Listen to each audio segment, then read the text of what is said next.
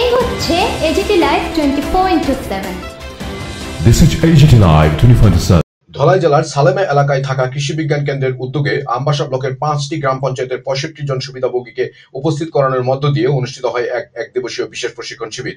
শিবিরে কৃষি বিষয়ক, উদ্যান বিষয়ক এবং স্থায়ীভাবে ফসল উৎপাদন বিষয়ের উপর প্রশিক্ষণ দেওয়া হয়। 4 অক্টোবর সালেমা কৃষি বিজ্ঞান কেন্দ্রের সেমিনারে উপস্থিত ছিলেন বিজ্ঞানী সুপ্রীতি দাস, তন্ময় ভৌমিক এবং অভিজিৎ দেবনাথ।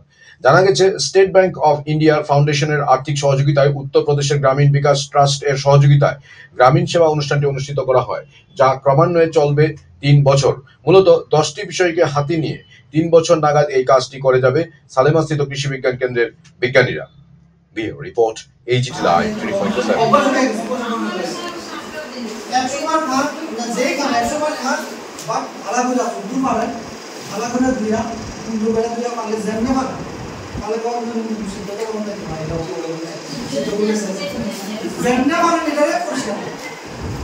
যারা ছাড়তে পারতেন না আর কি, যারা ছাড়তে পারবেন তাহলে তো ছাড়তে পারলে সবাই আসবে।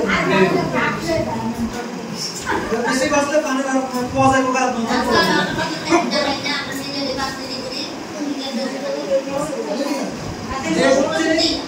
আমি পানি কারণে एग्जांपल দিছি, শুধু আপনার সামনে ভিউটা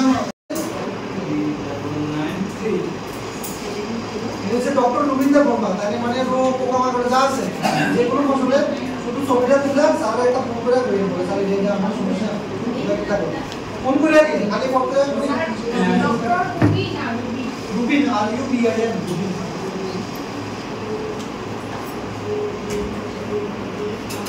এটার এস্টাবলিশ করার মানে হইলো আমরা এখানে কম্পোস্টারে বিভিন্ন ক্যাটাগরিতে ভাগ করে নিই, first stage, second stage, third stage. এখন এইটা যেটা দেখতেছেন এখানে একটা আছে, এইটা আমরা এখন জমিতে দেওয়ার মানে লেগা তৈরি। এটা আমরা জমিতে বিভিন্ন সবজিতে ফসলে এটা আমরা অ্যাপ্লাই করতে পারবো। এবার আমরা এটা কিভাবে তৈরি করি, এটার যা জিনিসপত্রগুলো কোথায় পাবো, আমরা এখানে আপনারা দেখতেছেন মেজের গাছ আমরা ফালানো, দেখতেছেন তো ভুট্টা গাছ, আমার কাছে ভুট্টা গাছ এখন অ্যাভেলেবেল, ভুট্টা ফালাইছি। এর আগে কলা গাছ ছিল, এখানে কলা গাছ ফালাইছি। এর আগে বিভিন্ন লতা পাতা এগুলো থাকে, এগুলো ফালাইছি।